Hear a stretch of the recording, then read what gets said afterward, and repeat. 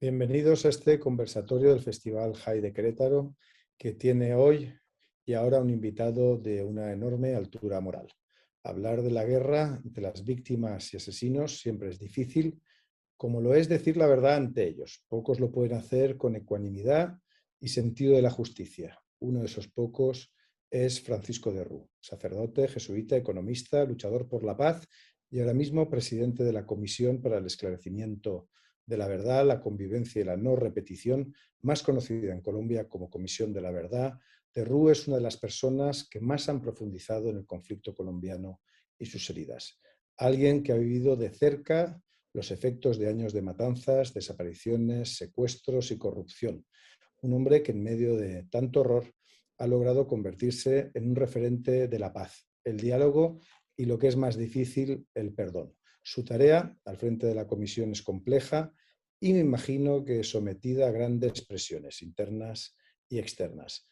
Hay muchas esperanzas puestas en su labor y también miedos y rencores. Esclarecer lo que pasó, abrir el camino a la verdad, es fijar un relato opuesto a años de mentiras y de terror. Para cualquier observador, hacerlo en una nación arrasada por más de 6 décadas de guerra es un trabajo histórico. Fuera y dentro de su país, Francisco de Rú se le sigue con enorme expectación. Y ahí va mi primera pregunta. ¿Cómo se siente ante este reto? ¿No teme decepcionar ante la altura de las expectativas? Ya, muchísimas gracias por esta oportunidad de conversar y un abrazo a todos quienes de una y otra forma participan en el High Festival de Querétaro. Y gracias por esta oportunidad de conversar con ustedes. Efectivamente, la pregunta que me haces es una pregunta que muchas veces yo mismo regreso a mi propia vida interior y a mi propio diálogo interior. Pocas cosas me han dado a mí preocupación en la vida y también, pues no sé si decir miedo, pero sí me han puesto ante una pregunta por la incertidumbre. Las expectativas sobre nosotros son inmensas y son inmensas por lo mismo que tú acabas de decir en la presentación. Enfrentamos un conflicto armado durísimo con más de 9 millones de víctimas. Las expectativas de las víctimas de todos los lados son profundísimas, son a veces angustiosas.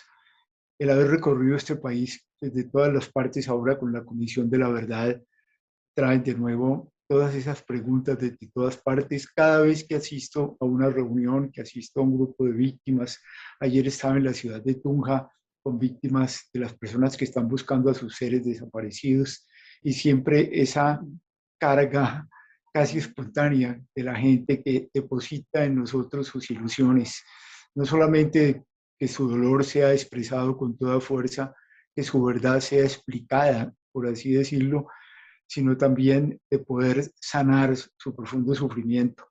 No creo que vamos a ser capaces nosotros de responder a tantas ilusiones y a tantas esperanzas, pero por lo menos quisiéramos dejar un camino abierto, irreversible, fuerte, y quisiéramos poderlo hacer hasta donde esté en nuestras manos. Nunca me he sentido satisfecho con las cosas que he hecho, tampoco espero conseguirlo, pero creo que con mis compañeras y compañeros que hemos propuesto poner la vida en esto para dar lo mejor de nosotros mismos. ¿Y qué se puede esperar de ese informe? Es decir, ¿qué cree usted que tiene que contener y cómo será presentado? Mira, Jan, de una vez el informe tendrá pues, una entrada que es posiblemente lo que lea todo el mundo, de unas 30 páginas, que queremos que sea muy conmovedora, esperamos que resuene realmente Colombia y que pueda poner en evidencia lo que nosotros hemos vivido. Eso es una de las cosas básicas. Luego tendrá un capítulo de recomendaciones, que es el final, pero que también esperamos que una a una de las cosas más importantes le pueda dar una respuesta a los colombianos. ¿Cuáles son los caminos que tenemos que emprender para que estas dinámicas que nos llevaron al conflicto puedan ser atajadas y no continúen? Luego habrá, por supuesto, un capítulo que nosotros lo llamamos de los hallazgos profundos, Esto quiere decir que dirán cosas muy duras sobre muchos aspectos de lo que aquí aconteció, cosas que tocan al ejército, a la policía, a, a los militares en sus diversas instancias, a los paramilitares, a las distintas guerrillas, a los políticos, a los gobiernos, a los periodistas, a las distintas formas de liderazgo, incluso empresarios que se vieron implicados en estas cosas. Por todos los lados, nosotros tenemos que establecer no solamente una explicación de lo que nos pasó, sino también tratar de llegar a presentar caminos serios para que las cosas no continúen. Una visión de conjunto, pero muy honda. Luego tendremos, por supuesto, un capítulo sobre el dolor de la mujer y de las diferentes relaciones de género y también de la población LGTBI tan golpeada. Tendremos un capítulo sobre los grupos étnicos, tanto los indígenas como los afros, como la población racial de aquí en Colombia profunda, de la población caribeña. Tendremos un capítulo sobre los niños y niñas llevados a la guerra y la forma como sufrieron en medio del conflicto. Y tenemos también un capítulo, un conjunto de capítulos, si ustedes quieren, sobre lo que fue el problema en los territorios. Colombia es un país de territorios. Con eso te doy un conjunto de la forma como vamos a presentar las cosas. Y por supuesto, ese capítulo de entrada, que seguramente será lo que la gente se lea, quiere de verdad producir una conmoción positiva para este país. Quiero decirles, cuando nosotros decimos que somos una comisión de la verdad, y quisiera compartirlo, efectivamente, vamos a tratar de explicar esta tragedia colombiana de 9 millones de víctimas.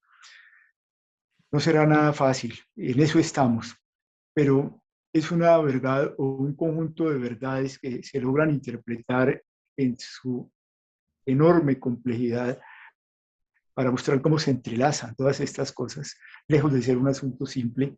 Esto no es que de pronto a alguien se le hubiera ocurrido a Colombia salir a matar gente, sino que hay unos entramados políticos, económicos, culturales, militares, ideológicos, subjetivos muy hondos que nos ayudan a comprender, pero repito, no son verdades para acrecentar una cosa que es muy dolorosa en el país, que son los apetitos de venganza, los señalamientos, las iras, sino todo lo contrario, para que comprendamos lo que nos pasó como nación, salgamos dispuestos a construir juntos en nuestras diferencias, afirmando nuestras diferencias, un país distinto, un futuro realmente para los niños y niñas de Colombia.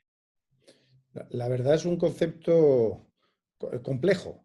Sobre unos mismos hechos hay interpretaciones diferentes y llegar a un consenso en casos de guerra es difícil. En España hemos tenido la experiencia de una guerra civil hace más de 80 años y todavía hay una parte de las fuerzas políticas que siguen sin reconocer lo ocurrido.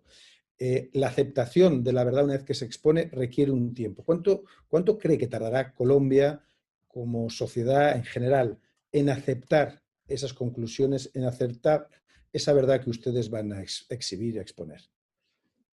Jan, es una pregunta muy difícil de responder, pero creo que por lo menos entre 5 o 10 años le tomará a Colombia asimilar la complejidad de lo que nosotros queremos decir.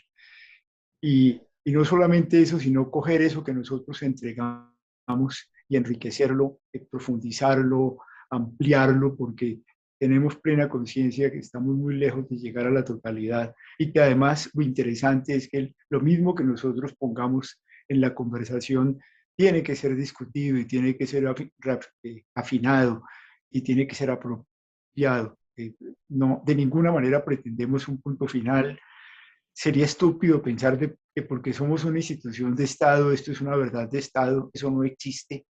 Eh, y por eso vamos a hacer lo que llamamos una transmedia, que es colocar la totalidad de lo que logramos como afirmaciones, como lo que logramos simplemente como hipótesis, lo que logramos simplemente como caminos probables en la comprensión y toda la documentación escrita, los testimonios, los documentos, las películas, los videos, para que muchos otros en cualquier parte del mundo, en España, en México, en Australia, en China, que quieran profundizar sobre ese material, puedan seguir avanzando sobre la verdad de lo que nos pasó en Colombia. ¿Hay alguna forma de que el trabajo que ustedes están haciendo y que tendrá como gran colofón ese informe prosiga después por parte del Estado? Es decir, que se cree un seguimiento de forma que se puedan ir afinando en ese esclarecimiento de los hechos, ¿o es conclusivo? ¿Tiene una fecha de terminación inamovible? El trabajo nuestro tiene un par de cosas, yo diría. Una que es social, que nosotros mismos le estamos propiciando, y el que llamamos los aliados. Yo diría ya más de 1000 organizaciones sociales en Colombia, universidades, instituciones en las cuales nosotros vamos a depositar el legado de lo que hicimos para que esto se continúe. Y estoy seguro que nosotros todos seguiremos trabajando en eso. Y además, ya institucional, queda un comité de monitoreo y seguimiento que nosotros esperamos que por lo menos durante 7 años, que es lo que estamos constituyendo, y eso es tarea nuestra, haga el monitoreo y seguimiento de las recomendaciones que nosotros dejamos para que estas dinámicas del conflicto terminen. Nos gustaría mucho que se creara en Colombia algo así como un Ministerio de la Paz, eh, para que realmente coja esto con la seriedad de un Estado que se comprometa con la paz y la continúe con toda su fuerza. Y quedan, por supuesto, las otras dos instituciones del sistema, de la cual nosotros conformamos una totalidad, la Jurisdicción Especial para la Paz, que se prolongará por lo menos 15 años más, y la Unidad para encontrar a las personas desaparecidas por lo menos 18 años más.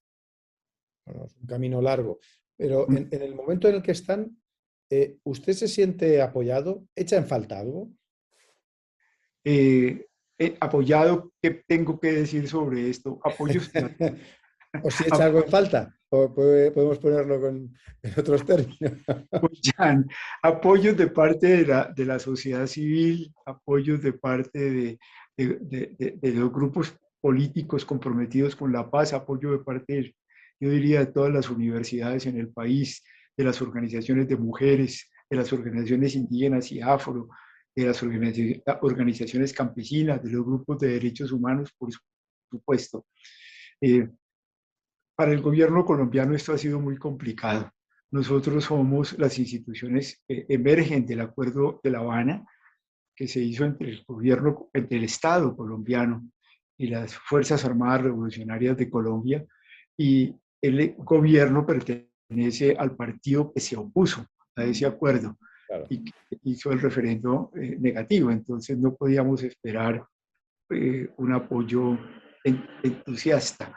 Yo creo que, yo diría que el gobierno a nosotros nos respeta, eh, pero no nos tiene confianza. Somos una institución incómoda, siendo una institución estatal, pero nos ha provisto el presupuesto que necesitamos para hacer lo que estamos haciendo. ¿Y no teme que en un futuro que vamos a entrar en periodo electoral, su trabajo pueda ser utilizado como arma arrojadiza entre partidos? Sí, Jan, y por eso una de las expectativas que tengo es que logremos una prolongación del trabajo de la comisión, de tal manera que el informe final pueda ser entregado terminadas las elecciones, cuando el nuevo presidente en el mes de agosto del año entrante entre en funcionamiento. Y la razón es porque nosotros, si bien las cosas que decimos todas, obvio, tienen efectos políticos de profundidad, algunos dicen que son las bombas de profundidad, sin embargo, nosotros no estamos en la política partidista, ni ninguno de nosotros en la comisión está jugando por ningún candidato. Queremos que esta ruptura humana tan profunda de Colombia, realmente, si ustedes quieren, abra una cancha nueva para que la política en Colombia juegue sobre las cosas más hondas que nos importan a todos, la superación de las exclusiones profundas, exclusiones raciales, exclusiones de género, exclusiones ideológicas, que juegue sobre la equidad en uno de los países más inequitativos, posiblemente el segundo más inequitativo de América Latina, que ya pues tiene la marca de ser el continente de mayor inequidad económica y social en el mundo, que haya una transformación de la seguridad entre nosotros para que se convierta en una seguridad de las personas, que enfrente realmente y con coraje los problemas del narcotráfico, que solucionemos el problema de la tierra, nunca enfrentado en serio en Colombia. Este tipo de cosas pues las tenemos ahí. Y si esto es muy fácil, es un bocado para los que están en la campaña política, picar en una cosa u otra, utilizarlo para enfrentárselo al contrario, y no queremos caer en eso porque no es nuestro propósito.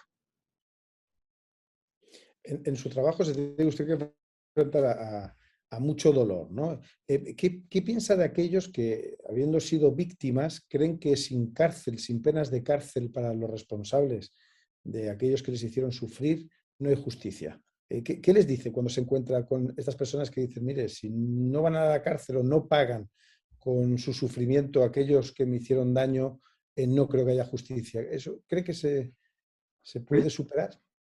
Sí, Jan, creo que lo primero que hay que hacer es estar muy atento a de dónde viene ese clamor, porque efectivamente lo primero que nosotros miramos es el sentimiento de indignación, el clamor por el respeto, la angustia de las personas que te lo traen, que muchas veces están representándose no a sí mismas, sino a víctimas que murieron en todo esto y tienen la necesidad inmensa de recobrar la dignidad de sus propias víctimas y sus familias y de que se haga justicia para ellas. Eso hay que asumírselo con extraordinario cuidado y atención. Pero justamente aquí estamos tratando no de establecer la recuperación total del pasado, sino avanzar hacia una justicia transicional y restaurativa, donde no solamente vamos a restaurar a la misma víctima que viene con esa necesidad de que las cosas no se queden impunes, sino con una restauración de los propios victimarios y una restauración de la sociedad como un todo. Y sabemos que por el camino de la justicia vengativa, tenemos que hacerlos sufrir a ustedes por lo menos de una manera igual a como nos hicieron sufrir a nosotros. No tenemos salida. Yo creo que lo que se ha hecho en Colombia con el proceso que culminó en La Habana y que luego se siguió pues aquí en el Teatro Colón de Bogotá finalmente, es, es, y es el sentir que recibo de la comunidad internacional, del Consejo de Seguridad de Naciones Unidas, de muchas personas que han estado siguiendo estos procesos transicionales. Es como la última pico de la ola de este avance en que la justicia trata de recuperarnos a todos desde todos los lados para poder avanzar. Y estoy convencido que la justicia que está haciendo la JEP es de una seriedad impresionante, está lejos de dejar nada en la impunidad. Desafortunadamente, pero las cosas ya están muy maduras y van a venir muy rápido cuando comiencen a salir. Todavía no han aparecido las primeras sentencias de la Jurisdicción Especial para la Paz, pero eso está lejos de ser un escenario de impunidad. Es, es, es muy serio, muy bien trabajado, muy audaz y estoy seguro que será un ejemplo para Colombia y para el mundo. Son unas grandes palabras. Colombia es un país violento y usted está entrando en el corazón de un conflicto largo y dolorosísimo. ¿No teme por su vida o la de sus colaboradores? ¿No teme que alguien no lo entienda y reaccione violentamente como tantas veces ha sucedido en la historia colombiana? Sí, me preocupa la vida de nuestro equipo, eso sí es cierto, tanto en los territorios, nosotros hemos estado en 28 territorios de los más difíciles del país y también aquí en Bogotá, eso me preocupa. Ya tuve la dolorosísima experiencia del programa de desarrollo y paz del Magdalena Medio, donde me tocó enterrar, hacer el funeral de 24 de las personas que trabajaban con nosotros en los 14 años. Era realmente el momento más bravo del conflicto, pero sin embargo nadie se echó atrás en medio de un esfuerzo en que, por supuesto, todos nosotros sin armas y convencidos que, pues ustedes lo saben, igual en cualquier parte de América Latina, en Colombia, con una gran fuerza, la guerra entre nosotros, todo lo que la guerra tocó, la guerra lo dañó, todo. La guerra no sirvió para nada. Y empezó por dañar a los propios protagonistas, pero la guerra vulneró y dañó a las comunidades, eh, dañó a los guerreros, dañó la justicia, dañó la política. eh, eso, eso no sirve para nada. Eh, eh, y por supuesto, pues tiene estas consecuencias tan dolorosas y tan difíciles de zafarse de ellas. Pero personalmente sí no me da miedo. Pues yo pertenezco a una tradición espiritual muy honda en eh, que sin tener ninguna prueba científica lleva una experiencia profunda y muy sentida de que la existencia que nosotros compartimos no termina con la muerte. Eso a mí no me angustia para nada. Y, y, y, sé que en cualquier momento, como le ha pasado a tanta gente que quiero, pues entramos en otras dimensiones que están más allá de cualquier explicación, pero simplemente no quiero hacerle a eso apología ni nada, sino decir, no me preocupa. Muy bien.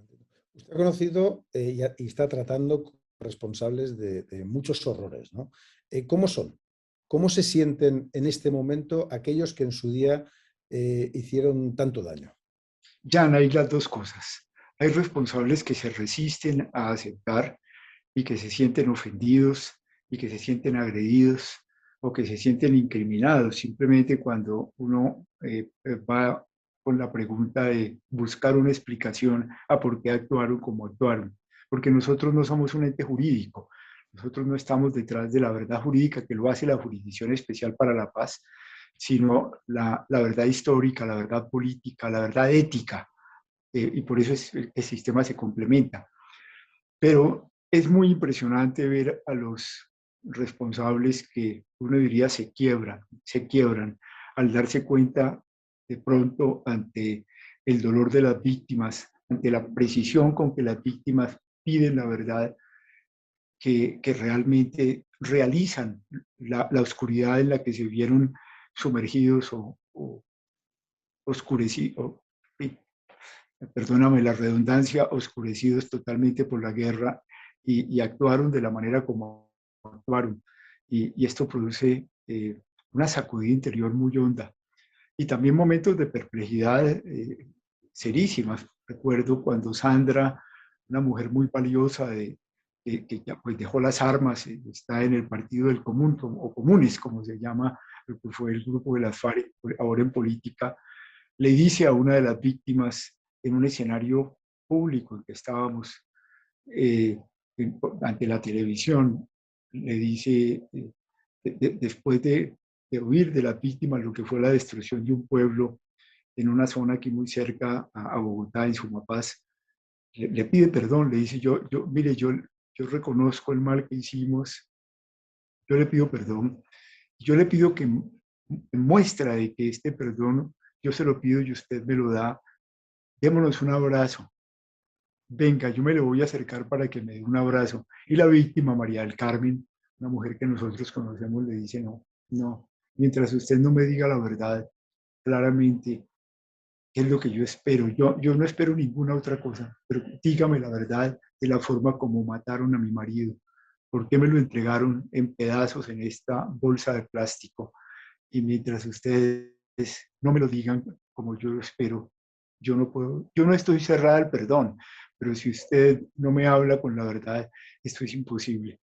Y así tantas veces esta perplejidad del victimario, escuchar, por ejemplo, a los soldados, eh, tenientes, coroneles, miembros del ejército, delante de las personas que ellos asesinaron, eh, jóvenes absolutamente inocentes, jóvenes valiosos colombianos, decir delante de sus familias que ellos fueron los asesinos y que los mataron porque necesitaban presentar body count, cuerpos muertos para presentarlos como guerrilleros muertos en combate, convencidos que esa presentación de sangre hacía que el enemigo se echara hacia atrás y la sociedad sintiera que se estaba ganando la guerra y verlos quebrarse, profundamente y adentrarse en cómo en la confusión institucional y corporativa se vieron confundidos hasta llegar a hacer ese tipo de brutalidades, es muy impresionante. Lo mismo, para ponerles otro ejemplo, estábamos en el pueblo de Caicedo, un pueblo de la profundidad de Antioquia, en Colombia, allá en los límites, en la cercanía del Pacífico, por donde baja el río Cauca, hacia el otro mar, hacia el Caribe.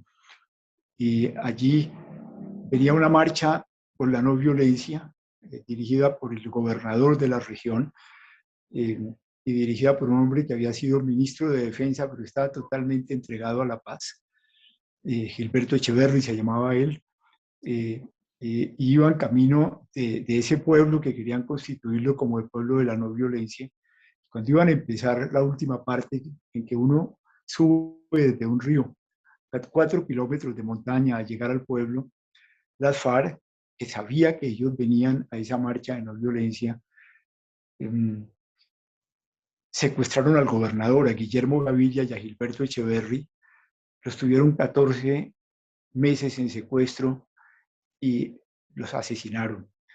Y entonces tuvimos un acto precioso en que los hombres de la FARC de ese frente subieron la montaña, esos 4 kilómetros hasta llegar al pueblo, y recibieron la palabra dura de las víctimas, reclamando en su dolor lo que había pasado en el pueblo y con estas dos personas tan queridas, y luego reconocen con toda franqueza: nosotros no dan explicaciones para justificarse, sino simplemente dicen, porque hubieran podido explicar, es que venían los helicópteros a rescatarles y entonces teníamos que arreglar esa situación. No, no, nosotros los asesinamos, nosotros reconocemos lo que hicimos, y son momentos muy fuertes que hemos tenido en muchos momentos ya en el país. Es impresionante lo que está contando. Me gustaría si nos pudiera explicar cómo es su trabajo, cómo se acerca a quienes han sufrido, a quienes hicieron sufrir, cómo logra que un antiguo jefe guerrillero hable con un antiguo jefe de las autodefensas, es decir, cómo se llegan a tener ese contacto tan cercano, es decir, cuál es la forma de su trabajo. Mire, nosotros hemos ido por el país primero escuchando a las víctimas de todos los lados y invitando al país a, por así decirlo, ha llegado el momento de la verdad, es el momento del acontecimiento de la verdad. Nosotros no podemos forzar a nadie a que venga a nosotros porque no somos un ente jurídico. Pero en Colombia hay ya una situación muy proclive a que esto sea posible, porque muchísimas cosas se han hecho con las víctimas. Hay organización de víctimas, hay las mesas de víctimas en todo el país. Y cuando aparece una institución como esta, que está totalmente abierta a la escucha, es impresionante cómo en todos los territorios la gente ha venido a acercarse a la comisión. Quizás porque, por eso mismo de que no somos un ente jurídico, quizás por la calidad de la gente que tenemos en la organización. Y eso nos ha dado lugar a que empecemos a llamar a responsables que quieran contribuir con su verdad, con un mensaje, y es que quien acepta responsabilidad en un contexto de estos, en lugar de vulnerar su reputación, la agiganta, porque demuestra cómo en una realidad de un conflicto tan difícil como el colombiano, tan confrontante, tan oscuro por muchas cosas, hay personas que cuando las personas tienen el coraje de decir: sí, yo participé en eso y fui en eso, llegué hasta el crimen y llegué hasta destruir a las comunidades. Entre nosotros, eso, lejos de producir una estigmatización tremenda, lo que hemos sentido siempre es que se producen contextos de encuentro, de comprensión, y muchísimas veces a mí me ha sorprendido de parte de las víctimas la determinación de perdonar. Cuando esto empezó a darse, comenzó a acrecentarse entre nosotros, se prendió como un evento, facilitó el otro, y ese facilitó otros, y otros quisieron hablar. Y entonces hemos tenido diversas formas de eventos. Tenemos unos eventos que son simplemente contribuciones a la verdad, en que, por ejemplo, tuvimos a los grupos paramilitares más importantes del país y a los grupos de guerrilleros conversando con nosotros durante 6 meses y luego presentándose ante el país juntos para decir en la televisión: queremos reconocer ante Colombia el mal que hicimos y queremos comprometernos con toda determinación a trabajar por la verdad. Eh, eh, Tenemos otras cosas que nosotros las llamamos actos de reconocimiento, que son distintos, en que realmente se encuentran víctimas y victimarios, pero estos actos sí son muy preparados. Nos toman meses. Ese encuentro del pueblo de Caicedo que les estoy contando, hubo que trabajar meses al pueblo para que el pueblo tomara una actitud de dejar que los de las FARC vinieran a ellos. Esto para decir las diversas formas. Hemos hecho unos eventos masivos, el encuentro de Cartagena con las mujeres que fueron golpeadas en la guerra, abusadas, y lo mismo personas del LGTBI, en un evento público muy grande, abrió el espacio para que después públicamente, lo cual es muy fuerte, responsables reconocieran que habían actuado en esa forma hacia la mujer. Eh, y, y, lo mismo tuvimos, y a mí ese evento me sorprendió muchísimo, el evento con los niños y niñas llevados a la guerra. Lo preparamos, pero se hicieron presentes responsables de la guerrilla, del ejército, de los paramilitares, para contar la responsabilidad que ellos tenían en la ciudad de Medellín y también delante de todas las cámaras. No sé, se va produciendo un acontecimiento, de la verdad creo que tiene mucho que ver con, y tengo que decirlo, gracias a la calidad de nuestra gente, la Comisión de la Verdad ha ganado una gran autoridad moral en Colombia, y eso da un cubrimiento a la totalidad de las cosas. No quiere decir que no tengamos enemigos muy, muy férreos contra nosotros, justamente porque temen que esa autoridad moral pueda complicarlos en el campo de la política. Esa catarsis de la verdad de la que usted habla y que está en su trabajo, da a pensar que el conflicto colombiano está entrando en una fase final, no en su final, pero sí en una fase final. Pero claro, estamos ante un conflicto que tiene más de medio siglo, ¿no?, de existencia. Y me gustaría preguntarle por su experiencia personal, ¿usted cómo descubrió en su juventud el conflicto? ¿De cuáles fueron sus reacciones ante esos momentos que tuvo que vivir hace pues ya 50 años? Pues Jan, fue muy temprano, cuando yo estaba, era lo que la gente llama un seminarista. Los jesuitas no utilizamos esa expresión, pero yo estaba empezando mis estudios de filosofía. En Colombia hubo ese momento muy fuerte en que el padre Camilo Torres creó una cosa que él llamó el Frente Unido, que conmovió mucho al país. Estamos en el año de 1965 y yo fui testigo de eso, y me llamó la atención cómo Camilo había tenido la capacidad de convocar un país para superar la injusticia con todos los partidos políticos, conservadores y comunistas, de democracia cristiana y liberales. Pero al mismo tiempo me sorprendió el día que Camilo, al final de ese año, y sin que nosotros comprendiéramos, tomó la decisión de irse a la guerra. Yo soy muy refractario frente a una decisión como esa, pero eso ya me dejó muy impactado.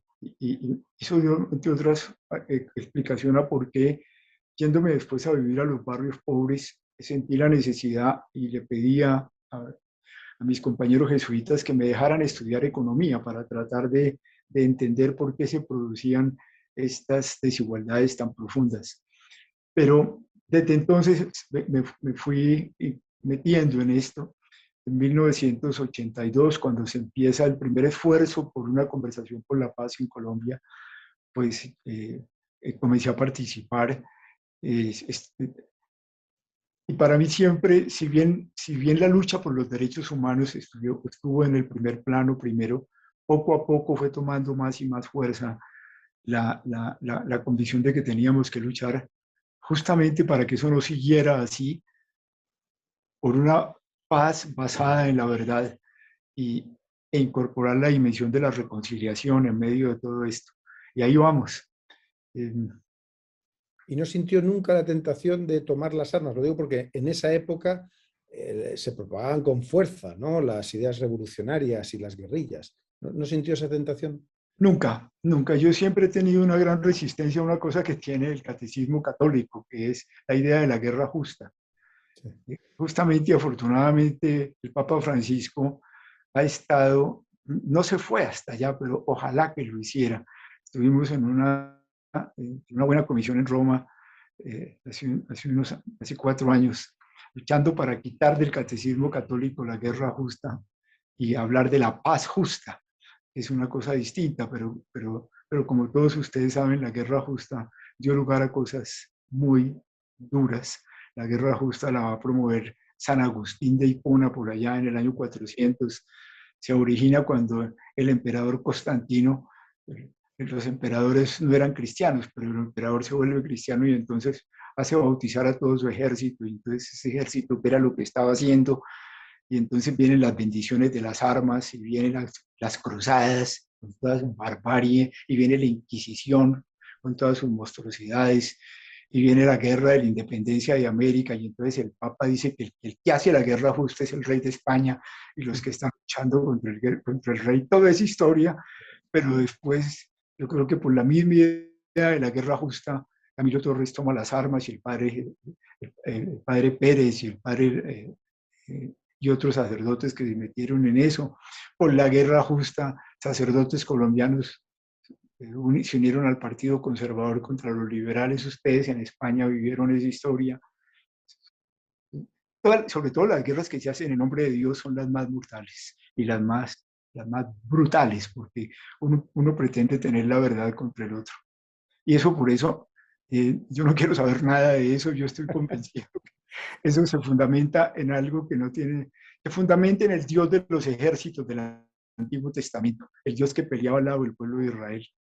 Pero independiente de que uno sea creyente o no, lo cierto es que si uno se lee con cuidado el Evangelio, si algo hay en Jesús es una manifestación de una experiencia de Dios absolutamente desarmado, nada de armas.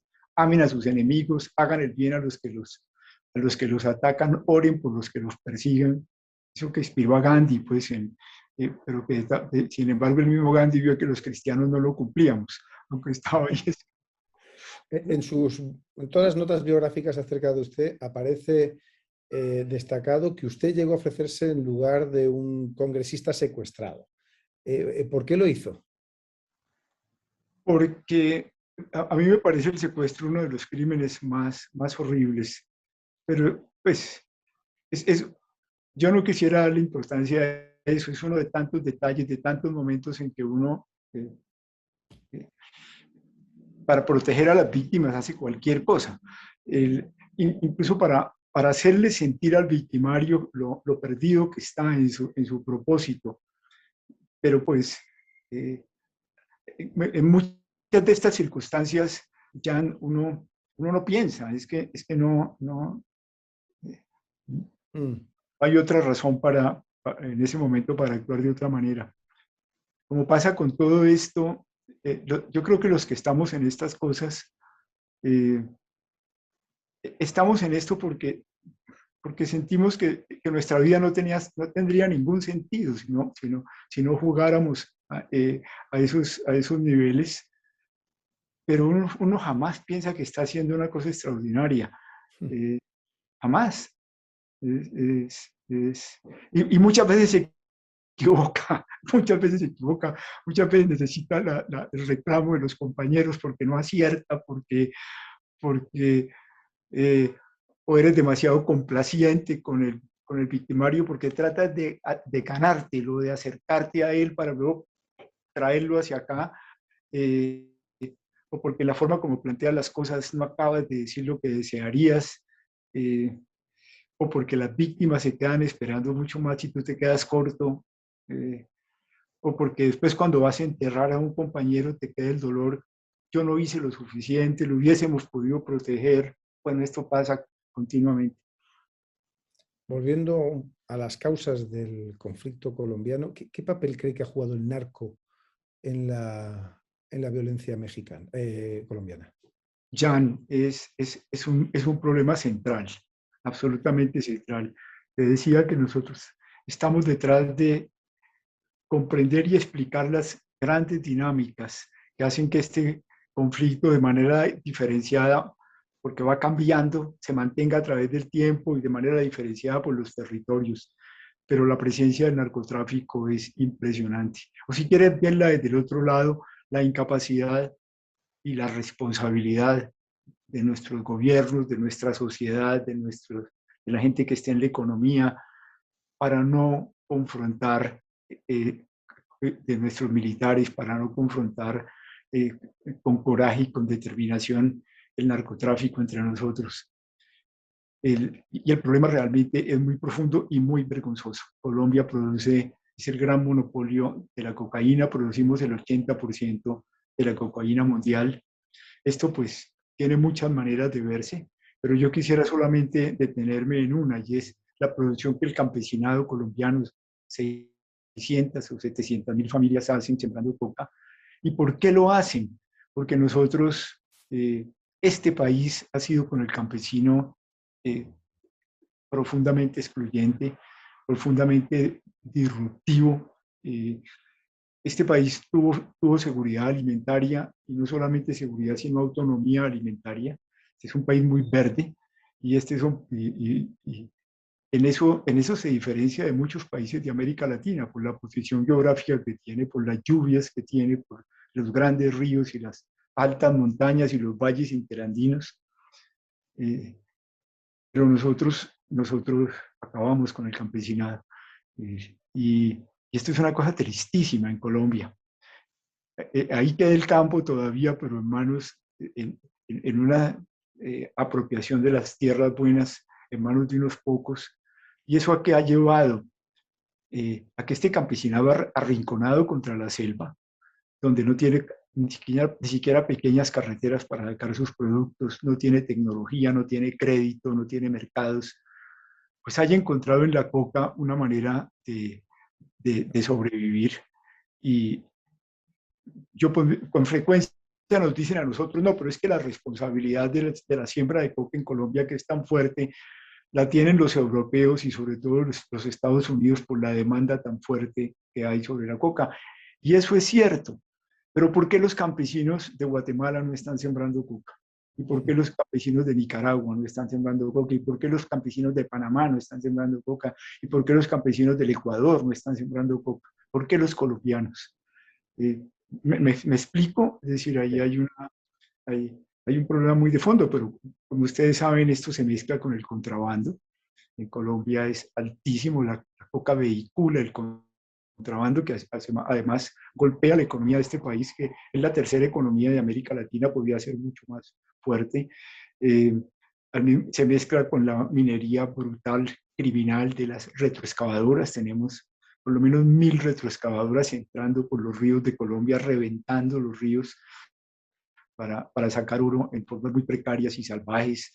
Se mezcla con el mercado ilegal de armas. Es muy grave lo que hace el narcotráfico aquí.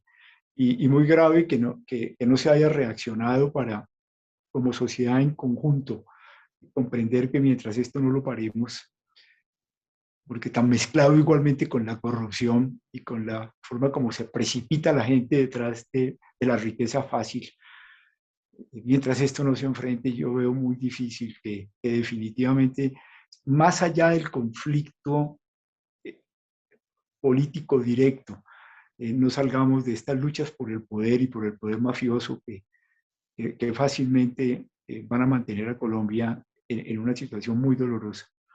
Muy buena ¿Y, pregunta, Jan. y cómo se combate? ¿La legalización sería una forma de reducir el problema? ¿Es estrictamente policial la solución, judicial? ¿Cómo ve usted o cómo siente usted posible camino para reducir el impacto del narco? Lo primero, estoy absolutamente convencido que la guerra contra la droga no sirve para nada. Aquí le hemos tenido, Sí. por lo menos de hace 30 años, la guerra es una guerra contra la droga. Eh, y creo que que hay que combinar varias cosas simultáneamente. Una de ellas es la legalización, por supuesto. Se podría uno ahondar en por qué, pero pues creo que no es el lugar. Eso pues tiene sus componentes de salud, de educación, de grabar fuertemente tanto los cultivos como el consumo. Eso tiene muchas formas de rodearlo de los elementos jurídicos que necesitan para hacerlo eficaz y efectivo. Pero creo que Colombia necesita algo mucho más profundo. Creo que en eso se acertó hondamente en lo que se llamó el acuerdo por la reforma rural integral, el acuerdo de La Habana, que justamente no se ha puesto en práctica en Colombia, porque son transformaciones de esas Honduras. Pero también el ensamble todo de la economía. Hay que, hay, hay, hay que ser honestos con eso, hay que hacer una verdad con eso y poner en claridad todas las transacciones que se alimentan a través de la facilidad que pone la droga y la corrupción que conlleva y la forma como se mete en la política. Por eso digo, es una totalidad, casi que es, eso sí es un cambio estructural muy profundo y lo mismo toca con la seguridad en Colombia. Ha mencionado antes al Papa. ¿Cómo ve usted su papado? ¿El Vaticano sigue, por cierto, el trabajo que usted está haciendo? ¿Cuál es un poco la relación con el Vaticano? Mire, tenemos una relación muy seria y muy fraterna a través del nuncio apostólico del Papa en Colombia, eh, que nos apoya, con quien tenemos conversaciones de fondo, pero yo quisiera hacer aquí, gracias por la pregunta, porque es importante también que nos entendamos en esto. Yo soy un jesuita, un sacerdote católico, pero esta es una institución de Estado. Y cuando actúo en la comisión, procuro siempre tener el enorme cuidado de no hacer referencias de tipo religioso y de tener un extraordinario respeto a no poner por delante eh, ninguna propuesta religiosa, que quisiera decirlo, y lejos cualquier cosa de proselitismo, ¿no? Estos son los hombres y las mujeres de Colombia, si quiere usted, desnudos de cualquier posición religiosa, de cualquier posición ideológica, de cualquier posición política, luchando por el ser humano entre nosotros y haciendo respetar la dignidad de todos por igual, independientemente de si usted es creyente de alguna cosa o ateo o agnóstico o indígena o mujer o lesbiana o gay o lo que quiera. Pero esto es la dignidad humana lo que está en juego. Creo que sí. En su trabajo ha conversado, creo, con casi todos los expresidentes, con Samper, con Gaviria, ¿no? Con Santos, con Uribe. ¿Qué pozo le dejaron? ¿Fueron sinceros? Nos dijeron su verdad, quiero ser sincero, y por eso siempre yo empiezo diciéndole, mire, nosotros no aceptamos argumentos de autoridad, para nosotros las cosas no son verdad porque las dijo Santos o Uribe o Samper o porque las dijo un comandante del ejército o de la guerrilla. La versión de usted nosotros la vamos a someter al contraste, la vamos a contrastar con lo que dicen las víctimas, con la cantidad de documentación que tenemos. Eh, sí, pero eso pasa con todo. Las versiones que recibimos pues son las versiones de personas, pero sí nos es muy importante conocer el punto de vista de los expresidentes. Tenemos justamente mañana por la tarde, perdón, creo que esto no viene al caso, pero tenemos a todos los presidentes de Colombia, todos los presidentes vivos, sí, todos los expresidentes vivos, los últimos 5 expresidentes de Colombia que son los vivos. Y hace poco entró en la agenda, a raíz de un conversatorio, creo que con Uribe, el tema de la amnistía general, que es una propuesta que este expresidente defiende. ¿Qué piensa usted de la amnistía general? Que nosotros tenemos algo mucho mejor en Colombia, que es la justicia transicional, entre otras que contempla entre los magistrados de la Jurisdicción Especial para la Paz, hay una sala para la amnistía que se concede a aquellos miembros tanto de la guerrilla como en el ejército que no tomaron las grandes decisiones y que se vieron subordinados a otros actuaron. No es una manera de dejar las cosas en completa, ni siquiera a esos niveles en impunidad, pero donde sí estas personas no pagan ningún tipo de pena directa. Es decir, el esquema colombiano, que está muy bien pensado, ha contemplado eso muy a fondo. Y, y mi convicción es que eso hay que protegerlo. Ya para acabar, como última pregunta, su labor debe ser enormemente absorbente. ¿Tiene usted tiempo para hacer otras cosas, aparte de la comisión, de entretenerse, de leer, de ver películas? ¿O eso es imposible? Jan, en esto uno, ¿qué hace uno? Ratos de silencio profundos todos los días, que son muy, muy importantes. Deporte diario. Yo salgo a las calles de la ciudad donde esté antes de tomarme una ducha todos los días A correr. a correr, desde hace muchos años y más ahora. Y sí, algo de lectura. Cuando veo que hay una película buena, me demoro por ahí 5 días en verla, porque veo un pedacito y un pedacito y un pedacito y un pedacito, pero la voy viendo, sí. Bueno, pues muchísimas gracias. Han sido casi una hora de grandes palabras, de palabras yo creo que muy hondas y llenas de serenidad, palabras que todos sabemos que Colombia necesita. Yo francamente le deseo que tenga suerte en su labor y que todo vaya bien a la comisión y a tantos colombianos que necesitan de esa verdad que usted está buscando. Jan Martínez Arens, gracias por este rato, ha sido también muy grato para mí, y gracias a todos los que participan en iFestival en Querétaro. Un abrazo enorme. Un abrazo.